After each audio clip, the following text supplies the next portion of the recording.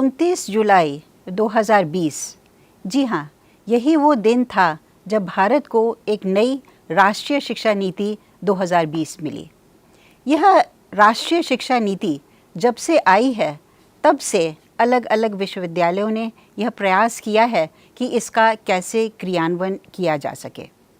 आज हम उस मोड़ पर आ चुके हैं जब इस नीति को आए हुए लगभग 5 वर्ष पूरे होने जा रहे हैं। हर विश्वविद्यालय ने अपने अपने स्तर पर प्रयास किए। डॉक्टर हरि सिंह गौर विश्वविद्यालय ने भी बहुत प्रयास किए। इसमें कई बैठकें भी की, कई वर्कशॉप्स किए, कई आयोजन किए, कई सेमिनार किए, कई एक्सपर्ट्स को बुलाया और उसका निचोड़ ये निकला कि आज डॉक्टर हरि सिंह गौर विश्वविद्यालय एनईपी के क्रियान्वयन के चौथे वर्ष में है। जी हाँ, चौथा वर्ष। इसका मतलब है कि हमारे छात्र, जो एनईपी कहती है कि 4 ईयर अंडर ग्रेजुएट प्रोग्राम, उसमें हमारे छात्र आ चुके हैं। आज ये आवश्यक है कि हम जानें कि इस पूरी नीति को हम पूरी तरह से कैसे क्रियान्वयन कर सकते हैं। मुझे लगता है कि अलग अलग विश्वविद्यालयों ने इस पर बहुत काम किया है, लेकिन डॉक्टर हरि सिंह गौर विश्वविद्यालय ने एक छोटा सा और एक नया प्रयास किया है।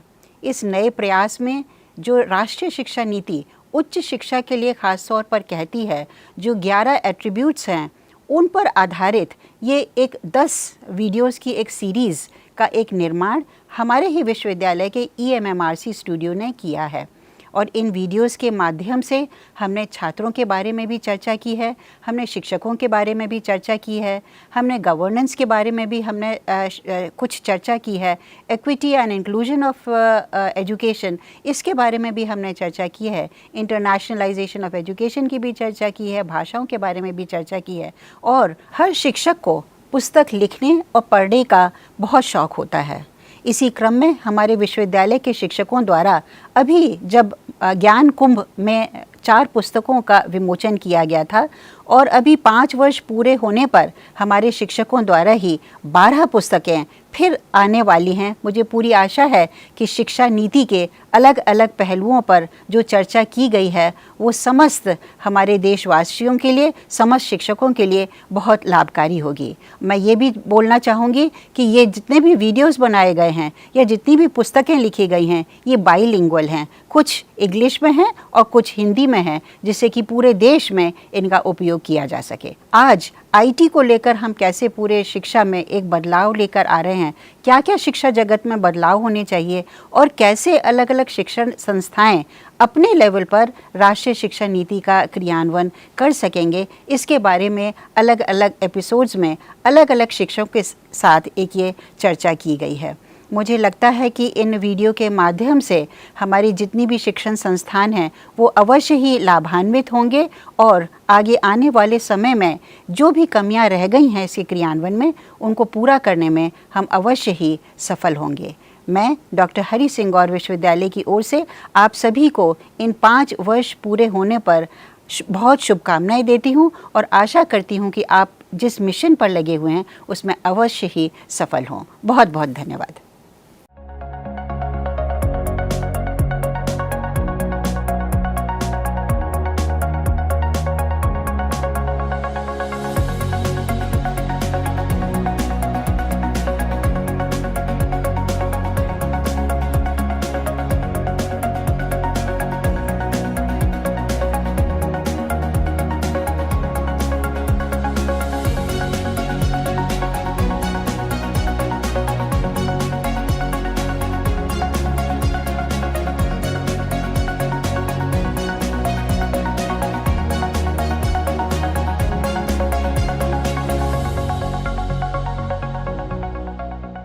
नमस्कार सभी को।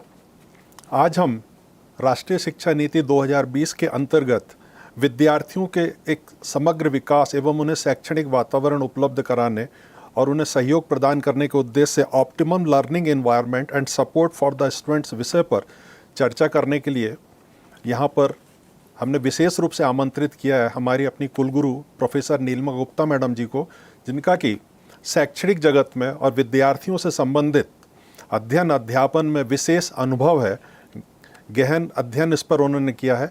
मैडम बहुत बहुत स्वागत है आपका आज के इस कार्यक्रम में, आपने समय निकाला। मैडम, राष्ट्रीय शिक्षा नीति किसी भी शैक्षणिक व्यवस्था के अंतर्गत ये देखा जाता है कि विद्यार्थी क्या सीख रहे हैं और उसके परिणाम किस तरह से प्राप्त हो रहे हैं। तो राष्ट्रीय शिक्षा नीति 2020 विद्यार्थियों में सीखने की कला को किस तरह से विकसित कर रही है और परिणामों का मूल्यांकन कैसे कर रही है? कोई भी नीति हमेशा इस बात पर जोर देती है कि हम कैसे अपने छात्रों को शिक्षा दें। ऐसा नहीं है कि ये पहली शिक्षा नीति है, पूर्व में भी भारत में कई शिक्षा नीतियाँ आई हैं, लेकिन अभी तक जो हमारी शिक्षा नीति का एक उद्देश्य होता था कि हम कैसे अपने छात्रों को शिक्षा दें। लेकिन ये जो शिक्षा नीति आई है, इसमें कहते हैं कि जैसे एक लर्निंग एनवायरनमेंट बनाना, कि हम शिक्षा तो दे रहे हैं लेकिन हमारे छात्र ने कुछ सीखा या नहीं, ये बहुत इम्पॉर्टेंट चीज़ है। तो इस उद्देश्य से ये जो नीति का एक उसने संकल्प लिया है कि हम कैसे छात्रों में ये भावना जगाएं कि वो कुछ सीख लें, और हम जो पढ़ा रहे हैं, पहले भी पढ़ाते थे लेकिन सिर्फ हमारा जो शिक्षण है पढ़ाने तक ही नहीं सीमित रहे, बल्कि एक लर्निंग एनवायरनमेंट हम क्रिएट करें, और किस तरह से हमारे छात्र जो हम पढ़ा रहे हैं, शिक्षक पढ़ा रहे हैं, हम अपने एकेडमिक इंस्टीट्यूशंस में शिक्षा दे रहे हैं, उस शिक्षा के साथ साथ एक ऐसा वातावरण हम क्रिएट कर दें जिससे कि हमारे जो छात्र हैं उनको एक ऐसा माहौल मिले कि वो स्वतः ही सीखना उनके अंदर एक प्रवृत्ति उनके अंदर जाग जाए। जी मैडम, और इसमें शिक्षा नीति मैडम हमारी जो है वो संस्थागत विकास की पर भी बात करती है कि संस्थागत योजनाओं का विकास होना चाहिए। तो छात्रों के समग्र विकास में अब संस्थाओं के भूमिका को किस तरह से आप उल्लेख करना चाहेंगे? ये संस्थाओं की इसमें बहुत बड़ी भूमिका है, और मैं तो ये कहूँगी कि सिर्फ संस्थानों की ही नहीं बल्कि शिक्षकों की भी एक बहुत बड़ी भूमिका है, क्योंकि राष्ट्रीय शिक्षा नीति समग्र विकास की बात करती है। समग्र विकास का मतलब है कि हम किसी भी छात्र की टोटल पर्सनालिटी डेवलपमेंट, उसमें हम ज्ञान के साथ साथ वो उसका आचरण कैसा है, उसका व्यवहार कैसा है, वो किस तरह से सब अपनी सिचुएशन के साथ कैसे उसका सामना करता है, और भविष्य में वो भारत का एक कैसा नागरिक बनेगा। तो इस उद्देश्य से यदि हमें चलना है तो जो हमारी, चाहे हम शिक्षक संस्थानें हों जिनका पहले उद्देश्य हुआ करता था कि हमें डिग्री देनी है, चाहे वो यूजी की डिग्री हो, चाहे पीजी की डिग्री हो, चाहे पीएचडी की डिग्री हो, और छात्र का ऐसे ही यही उद्देश्य रहता था कि हम एक डिग्री लेकर यहाँ से चले जाएं। लेकिन जब हम समग्र विकास की बात कर रहे हैं तो इसी पीरियड में जब हम अपने छात्र को पढ़ा रहे हैं, उसे डिग्री के लिए तैयार कर रहे हैं, तो वो कैसे व्यवहार कुशल बने, उसके अंदर कैसे मॉरल वैल्यूज़ आएँ, और कैसे वो एक सफल नागरिक बने समाज में जाने के लिए, इसकी भी हम तैयारी अपने इंस्टीट्यूशंस के माध्यम से करते हैं। मैडम, अभी आपने शिक्षकों की भूमिका की बात की, जी। तो एनईपी में शिक्षकों को एक प्राथमिक दायित्व दिया गया है, तो अब आपको क्या लग रहा है कि शिक्षक की जो भूमिका है जिस पर आपने हिंट किया, अब इस प्रश्न में मैं मुख्य रूप से जान रहा हूँ कि शिक्षकों की भूमिका पर अब आप किस तरह से अपने विचार रख रही हैं कि शिक्षकों की भूमिका अब क्या होनी चाहिए? ये बहुत अच्छा प्रश्न है, क्योंकि जब हम छात्रों की बात करते हैं तब तो मुझे लगता है ये आसान काम है, क्योंकि ये हमारे नए छात्र हैं, हम जैसे उनको ढालेंगे वो ढल जाएंगे। लेकिन हमारे शिक्षक, कुछ तो जो सीनियर शिक्षक हैं ख़ास तौर पर, नए वाले फिर भी सीख जाएंगे, जो हमारे सीनियर शिक्षक हैं वो एक अलग सिस्टम से पले बड़े हैं, उन्होंने शिक्षा ग्रहण की है। उनके साथ न तो उस समय समग्र विकास था, न उन्होंने पढ़ा और न उन्होंने पढ़ाया, लेकिन अब ये सारी जिम्मेदारी शिक्षकों पर आ गई है। तो इसीलिए मैं समझती हूँ कि शिक्षकों का समग्र विकास अपने छात्रों में उसको इनकलकेट करना उनके लिए और ज़्यादा मुश्किल है। लेकिन कोई भी चीज़ शिक्षकों के लिए मुझे लगता है मुश्किल नहीं है, क्योंकि मैंने अपने समय में ही देखा है कि मुझे करीब 4 दशक हो गए इस पूरे एजुकेशन सिस्टम में आए हुए। मैंने ही पूरे एजुकेशन सिस्टम में देखा है कि टीचर ने कैसे इवॉल्व किया है, चाहे वो ब्लैक बोर्ड टीचिंग हो, चाहे वो OHP की टीचिंग हो। आज हम पावर पॉइंट से हम टीचिंग कर रहे हैं, पहले हम किस तरह से पढ़ाते थे, आज हम किस तरह से पढ़ाते हैं, आज हम कैसे लेक्चर देते हैं। तो टीचर ने इवॉल्व किया ना, और मैं IT को भूल गई, कैसे हमारे टीचर्स ने IT कभी नहीं पढ़ी थी। अब आप देख लीजिए, कोई भी शिक्षक ऐसा है जो IT नहीं यूज़ कर रहा, हर टीचर कंप्यूटर यूज़ कर रहा है। तो ऐसा नहीं है कि हमारे शिक्षक जो हैं वो समग्र विकास हमारे छात्रों में नहीं ला सकते हैं, और ये तो एक नेचुरल चीज़ है जो हमारे शिक्षकों में स्वयं ही स्वतः ही होनी चाहिए। तो अगर हमारे शिक्षकों का समग्र विकास है तो हमारे छात्रों में भी वो अवश्य ला सकेंगे। और अब ये जो कंसेप्ट चेंज कर रहा है, सबसे बड़ी चीज़ है कि एनईपी ने हमारे मस्तिष्क में एक बात ला दी है कि हमें अपने छात्रों में समग्र विकास लाना है। तो जब हमारी सोच में, समझ में ये बात आ गई है, तो मुझे लगता है कि हमारे शिक्षक भी इस दिशा में अवश्य आगे आएंगे और हमारे छात्रों में समग्र विकास लाने का पूरा प्रयास करेंगे। सरकार की और समाज की एक आवश्यकता है कि हमारे समाज के अधिक से अधिक विद्यार्थी उच्च शिक्षा में आए। ग्रॉस एनरोलमेंट बढ़ाने की हम बात करते हैं, तो ये देखा जाता है कि समाज के जो आर्थिक और सामाजिक रूप से पिछड़े विद्यार्थी हैं, उनका उच्च शिक्षा में प्रवेश सहज हो सके, इसके लिए शिक्षा नीति में क्या प्रावधान किए गए हैं? आपके इस प्रश्न में मैं एक स्टेज पीछे जाना चाहूँगी। और अभी हम और आप हायर एजुकेशन सिस्टम की बात कर रहे हैं। ये हमें प्रयास स्कूल एजुकेशन से ही शुरू करना पड़ेगा, क्योंकि मैं देखती हूँ कि ये जो आपका जो प्रश्न है वो ड्रॉप आउट से रिलेटेड भी है। आगे मैं उस पर पूरा करूँगा जी। नहीं, चलिए मैं यहीं से आप इस पॉइंट को ले लेती हूँ, क्योंकि अगर ये जो वर्ग है इनमें ड्रॉप आउट रेट्स बहुत ज़्यादा होते हैं, जो सोशियो इकोनॉमिकली वीकर हैं और चाहे वो डिसेबल्ड स्टूडेंट्स हैं। तो उनके माँ बाप तो चाहते हैं कि ये छात्र हमारी शिक्षा ग्रहण करें और उनको स्कूल में उनका दाखिला करा देते हैं, लेकिन वो आगे किसी भी वजह से नहीं बढ़ पाते हैं। और मान लीजिए उन्होंने स्कूलिंग एजुकेशन पूरी कर ली, अब आपके प्रश्न पर आते हैं कि यदि वो यूनिवर्सिटीज़ में आ गए, तो इस यूनिवर्सिटी सिस्टम में आने के बाद कैसे हमारे ये छात्र पूरी शिक्षा हासिल करें और अपनी डिग्री लेकर समाज में कुछ कर सकें। इसके लिए एनईपी बहुत प्रयास कर रही है, क्योंकि it talks about many things, बहुत सी बातें करती है। स्लो लर्नर्स, फास्ट लर्नर्स की बात करती है, मेंटर मेंटी रिलेशनशिप की बात करती है। और सरकार ने, जैसे हमारा भी यूनिवर्सिटी, हमें भी डेस मिला हुआ है, एक अम्बेडकर सेंटर का कोचिंग भी हम चलाते हैं, जहां इन बच्चों को हम ट्रेन करते हैं। इन बच्चों के लिए स्कॉलरशिप भी सरकार देती है। तो मुझे लगता है कि हम अगर इन छात्रों पर विशेष ध्यान देंगे, जो हम दे रहे हैं, हमारा कमीशन भी बना हुआ है, भारत सरकार ने बनाया है, जो इन छात्रों पर काफ़ी ध्यान दे रही है। तो मुझे लगता है कि जो इस समय हमें एक ये फीलिंग आती है कि हमारे निम्न वर्ग के छात्र, चाहे वो आर्थिक दृष्टि से निम्न हो, चाहे सामाजिक दृष्टि से निम्न हो, उन्हें इस एनईपी के द्वारा प्रोत्साहित किया जा रहा है। और मुझे पूरा विश्वास है कि भविष्य में, आगे आने वाले समय में, इनकी जो परसेंटेज है अवश्य बढ़ेगी। और पिछला अगर आप डेटा देखें तो ये धीरे धीरे बढ़ भी रही है और भविष्य में ये अवश्य ही और भी बढ़ेगी। इसी प्रश्न से मैडम आपने जिसको टच किया, इसी में एक और चीज़ जानना चाह रहा हूँ कि उच्च शिक्षा तक पहुँचाने के लिए किस प्रकार की वित्तीय सहायता के लिए भी प्रावधान किए गए एनईपी 2020 में? वित्तीय सहायता, जैसे हमारी गवर्नमेंट यूनिवर्सिटी है, तो हमारे सभी छात्रों को, चाहे अगर वो सोशली अटैच्ड हैं किसी भी कैटेगरी से, तो उनका भी कमीशन बने हुए हैं और उनको भी हमारा पोर्टल भी बना हुआ है। इन सभी को छात्रवृत्ति मिलती है।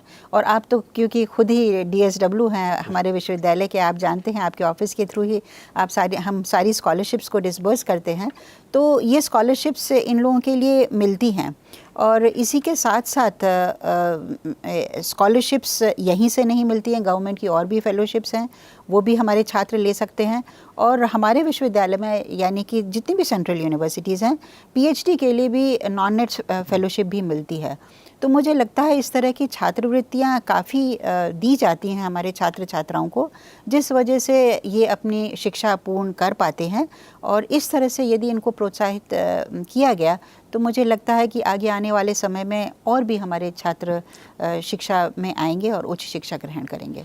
मैडम, एक और इसी से जुड़ा हुआ प्रश्न है, जिसमें विशेष मैं आपसे चाहूँगा कि हमारे समाज में, वर्ग विशेष की बात न करके, समाज में कुछ विद्यार्थी ऐसे होते हैं जिनको विशेष ध्यान की आवश्यकता होती है। तो ये विद्यार्थियों को एनईपी 2020 में उच्च शिक्षा के लिए कुछ विशेष प्रावधान किए गए हैं क्या? जी, इनके लिए भी किए गए हैं। और एनईपी में ही नहीं, मैं तो कहूँगी भारत सरकार भी कर रही है।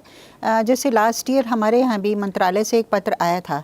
तो विश्वविद्यालय में आप परिचित ही हैं, हमारे विश्वविद्यालय में, यानी कि डॉक्टर हरी सिंह और ये विश्वविद्यालय में हमने एक दिव्यांगजन लर्निंग रिसोर्स सेंटर बनाया है, जो बिल्कुल अलग एक सेंटर है, हमारी लाइब्रेरी में स्थित है, जहां हम हर तरह की फैसिलिटी हम इन छात्र छात्राओं को देते हैं। तो यदि हम शुरू से देखें, हमारे यहाँ गवर्नमेंट की ही पॉलिसी है कि we provide horizontal reservation to the students. तो ये छात्र एडमिशन लेते हैं, जितनी हमारी सीट्स हैं उनमें यदि छात्र अवेलेबल हैं उन्हें प्रवेश भी दिया जाता है।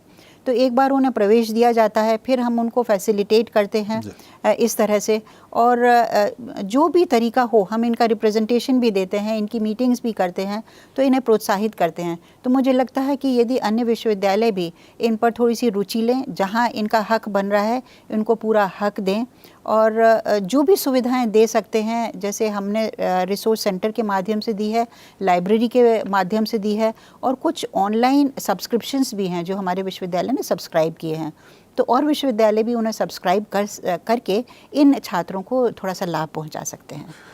मैडम, एक लोभ और एक चीज़ का लालच हो जा रहा है कि छात्रों के समग्र विकास में एनईपी और विशेष रूप से उनकी शारीरिक एवं मानसिक स्थिति को मजबूत करने में एनईपी किस तरह से भूमिका अदा कर रही है? एनईपी तो कहती ही है कि आप छात्रों का समग्र विकास कीजिए। अब इस समग्र विकास में मैं इस बात पर बल देना चाहूँगी कि जो आपने शुरू की थी कि एक लर्निंग एनवायरनमेंट हम अच्छा बनाएं, तो लर्निंग एनवायरनमेंट से हमारा सिर्फ ये मतलब नहीं है कि हम अपने क्लासरूम्स अच्छे बनाएं। क्लासरूम्स तो हम अच्छे बनाएंगे ही, हमारा पहला पॉइंट है कि हम इसका अपना इंफ्रास्ट्रक्चर बहुत सुदृढ़ रखें। इंफ्रास्ट्रक्चर के साथ साथ लाइब्रेरी हमारी बहुत अच्छी होनी चाहिए, लाइब्रेरी के साथ साथ हमारी लेबोरेटरीज़ बहुत अच्छी होनी चाहिए।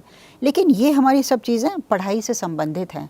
लेकिन यदि हम अपने छात्र छात्राओं को एक ऐसा वातावरण दें जहाँ वो इंजॉय करें पढ़ना, उनके लिए एक कंस्ट्रेंट ना हो कि हमें पढ़ना है। जैसे आप देखते हैं कुछ छात्र स्ट्रेस में आ जाते हैं कि हमें एग्जामिनेशन देना है, क्लासरूम में जाना है, 1 घंटे पढ़ना ही है, लेक्चर ही अटेंड करना है।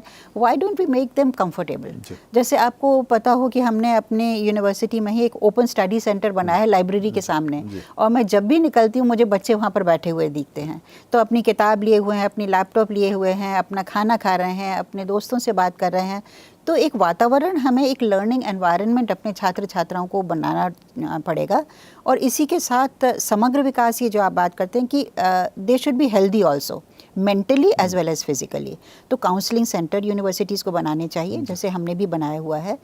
इसी के साथ साथ हेल्थ पर हमें विशेष ध्यान देना चाहिए। हम अलग अलग तरह के कैंप चलाते हैं, महिलाओं के लिए, बच्चियों के लिए विशेष हम ध्यान रखते हैं। जितनी हमारी गर्ल्स हॉस्टल हैं उसमें वीकली हर सैटरडे को हमारी एक महिला डॉक्टर हैं, वो जाती हैं कंसल्टेंसी के लिए। So we have to take care कि हम अपने छात्र छात्राओं को हर तरह से उनको समग्र रखने का प्रयास करें। योगा है, जैसे हमारे विश्वविद्यालय में योगा का भी बहुत अच्छा सेंटर है, पढ़ाते भी हैं, एक सेंटर भी बनाया हुआ है, मेडिटेशन सेंटर है, हैप्पीनेस सेंटर हमने बनाया हुआ है। तो हमारे क्लब्स बने हुए हैं। फिर एक बहुत इंपॉर्टेंट एक्टिविटी है जो यूनिवर्सिटीज़ में होनी चाहिए, अलग अलग तरह के क्लब, थिएटर क्लब बनाइए आप, म्यूज़िक क्लब बनाइए, साइंस क्लब बनाइए, मैथमेटिक्स क्लब बनाइए, लैंग्वेज क्लब, जैसे हमारी यूनिवर्सिटी में आपको मालूम बहुत अच्छा हमने लैंग्वेज क्लब भी बनाया हुआ है। So with all these facilities a child will enjoy. उसे अच्छा लगेगा कि मैं कभी क्लब में जा रहा हूँ, कभी मैं जिम में जा रहा हूँ, कभी मैं स्पोर्ट्स कर रहा हूँ, कभी मैं ओपन सेंटर में बैठा हुआ हूँ, कभी मैं चिड़िया देखने जा रहा हूँ। जैसे हमने गौरैया रेजिडेंशियल कॉलोनी बनाई है, उस सुबह सुबह 6 बजे छात्र वहाँ चले गए, चिड़िया को दाना डाल रहे हैं। तो इस तरह से a child should feel happy. उसे ये नहीं लगना चाहिए कि मैं अपने घर से दूर हूँ और किसी टेंशन में पढ़ रहा हूँ डिग्री लेने के लिए।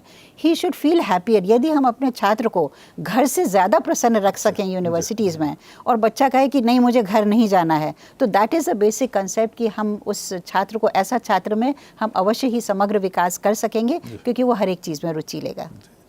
मैडम, बस एक प्रश्न और जानना चाह रहा था मैं कि एनईपी 2020 को लागू करने के लिए जो उसका दृष्टिकोण है, विजन, उसको लागू करने के लिए हमारे सामने क्या चुनौतियां और उनका समाधान क्या हो सकता है? देखिए, कहना तो जो हमने चीज़ें डिस्कस की, तो ये कहना बहुत आसान होता है कि हम समग्र विकास करेंगे, हम अच्छी एजुकेशन प्रोवाइड करेंगे, हम ऐसी लेबोरेटरीज़ प्रोवाइड करेंगे जो बच्चे को बहुत अच्छी फैसिलिटीज़ वहाँ पर मिलें।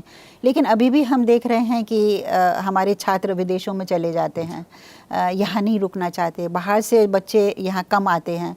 तो हमें ऐसा एक एनवायरनमेंट एक डेवलप करने के लिए चैलेंजेस तो हैं। ये सपना देखना कि हम यूएसए की यूनिवर्सिटी से हम कंपेयर अपने आप को करें, या जर्मनी से करें, यूके से करें, हम यूनिवर्सिटी ऑफ लिवरपूल बन रहे हैं, ऑक्सफोर्ड बन रहे हैं, कैम्ब्रिज बना रहे हैं, लेकिन उसको करने के लिए we need a lot of infrastructure, we need a lot of resources, we need a good vision. ये सारी चीज़ें जब हम इकट्ठी करके हम अपने इंस्टीट्यूशंस को नहीं अच्छा बना पाएंगे तब तक ये चैलेंज तो रहेगा ही। तो बहुत सी चीज़ें आती हैं इसमें, अच्छी लीडरशिप होनी चाहिए, नेतृत्व किसी भी यूनिवर्सिटी का बहुत अच्छे हाथों में होना चाहिए, शिक्षक बहुत अच्छे होने चाहिए, गवर्नेंस बहुत अच्छी होनी चाहिए, एक एनवायरनमेंट बहुत अच्छा होना चाहिए। तो ये सारे चैलेंजेस हैं, we have to meet out these challenges. यदि हम इनको मीट आउट कर सकेंगे तो अवश्य ही जो NEP कहती है उसमें हम अवश्य ही सफलता पाए। मैडम आपने एक बात और निकाल दी कि हमारे बच्चे विदेश जाते हैं जी। तो हमारे बच्चे का ये जो ग्लोबल लेवल पर स्टैंडर्ड तैयार हो जाए, वैश्विक स्तर पर हमारे विद्यार्थी तैयार हो सकें, इसके लिए भी NEP में कुछ विशेष व्यवस्थाएं की गई हैं क्या? जी, इसमें हम इंटरनेशनलाइजेशन ऑफ एजुकेशन की भी चर्चा करते हैं और इसमें हम दोनों तरह का विचार कर रहे हैं या किया है इसमें NEP में कि हम कैसे जो फॉरेन की यूनिवर्सिटीज़ हैं वहाँ पर जो फैसिलिटीज़ मिलती हैं वो हमारे छात्र छात्राओं को जो जाना चाहते हैं उनको हम फैसिलिटेट भी करते हैं। स्कॉलरशिप के साथ अलग अलग एजेंसीज़ हैं, ऑर्गेनाइजेशन हैं, स्कॉलरशिप भी प्रोवाइड करती हैं, पैसे भी देती हैं, विज़िट भी अरेंज करती हैं। तो ये पर्पस है कि वो वहाँ जाकर ज्ञान अर्जित करके और वापस आ जाएं। और इसके साथ ही UGC ने जो establishment of foreign campuses in India उसको भी प्रोत्साहित किया है। इस समय लगभग 15 तो हो ही गई हैं और उसके नंबर बढ़ते चले जा रहे हैं। ये यूनिवर्सिटीज़ अपने कैंपसेस भारत में बना रही हैं। तो हमारा छात्र जो एक तरफ हमने अपनी एजुकेशन सिस्टम को अच्छा कर दिया, दूसरा हम उसको फैसिलिटेट कर रहे हैं इंटरनेशनलाइजेशन के लिए, और तीसरा हमने जब फॉरेन कैंपसेस को अपने देश में ही बुला लिया तो हमारे छात्रों को ना पैसा ज़्यादा खर्च करना पड़ रहा है बाहर जाने के लिए, फॉरेन एजुकेशन अपने ही देश में मिल रही है। तो मुझे लगता है कि ये सारी जितनी पॉलिसीज़ हैं, मिनिस्ट्री ऑफ एजुकेशन की हों चाहे यूनिवर्सिटी ग्रांट्स कमीशन की हों, ये फैसिलिटेट कर रही है कि कैसे हमारा छात्र एक ग्लोबल पर्सपेक्टिव के साथ ग्रो करेगा, जिससे कि वो विदेशों में भी, अपने देश में भी और बाहर के छात्रों को भी अपने यहाँ अट्रैक्ट करने में सक्षम हो सकेगा। अंतिम में बस इसका एक निष्कर्ष के रूप में जानना चाह रहा था कि ओवरऑल ये नीति विद्यार्थियों की पर्सनालिटी डेवलपमेंट में किस तरह से रोल प्ले कर रही है, बिल्कुल संक्षेप में अगर आप कुछ बताना चाहें। आई वुड से कि this is a wonderful policy for personality development of students, क्योंकि हमारे जो स्टूडेंट्स हैं जब इस तरह का समग्र विकास होगा जो हमने अभी चर्चा की आपके साथ, तो अवश्य ही हमारा छात्र खिल कर आएगा। और हमारी जो मेन कंसर्न है कि हम अपने समाज को बदल दें, और ये भी आपको मालूम ही है कि हमारा इस समय younger population is the highest in the world, और अगले 5 सालों में we will be at the top. तो हम यदि इसमें सफल हो जाते हैं कि अपने छात्रों को ऐसी शिक्षा दें और एक सफल नागरिक बनाएं, तो जो हमारा समग्र विकास की बात कर रहे हैं, हम एक विकसित भारत की बात कर रहे हैं, हम ग्लोबलाइजेशन की बात कर रहे हैं, तो इस तरह की शिक्षा से अवश्य ही हम इन गोल को अचीव कर लेंगे और हमारा भविष्य बहुत ही सुनहरा है, क्योंकि राष्ट्रीय शिक्षा नीति हमारे हाथ में है और हम सब मिलकर इसको क्रियान्वयन करने का बहुत ही सफल प्रयास कर रहे हैं। बहुत बहुत धन्यवाद मैडम, आपने इतने अच्छे तरीके से एक समग्र रूप से संक्षेप में निचोड़ के रूप में राष्ट्रीय शिक्षा नीति के बारे में मार्गदर्शन दिया, जानकारी दी। निश्चित रूप से विद्यार्थियों में और उनके अभिभावकों में इस शिक्षा नीति से संबंधित जो भी कुछ संदेह होंगी या शंकाएं होंगी उसका आज समाधान हो गया होगा। बहुत बहुत धन्यवाद, आपने अपना समय दिया। बहुत बहुत धन्यवाद। धन्यवाद।